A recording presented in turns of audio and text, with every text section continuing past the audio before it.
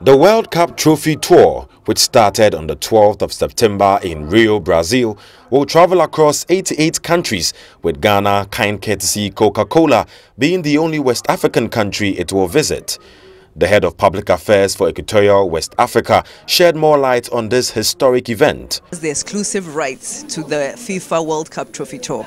And this is the third time, as my colleagues mentioned during the presentation, it came to Ghana for the first time. Ghana was actually the first stop.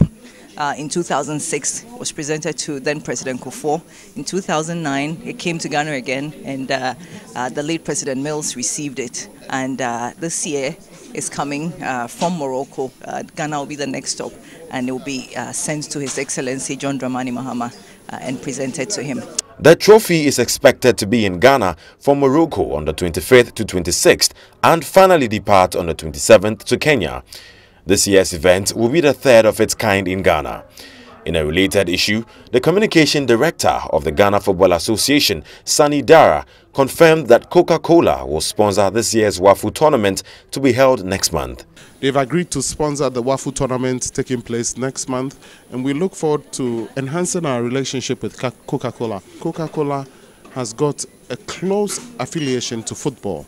So yes, we already have an established relationship with Coca-Cola, and we would want to use this opportunity to ask them to enhance our relationship with them.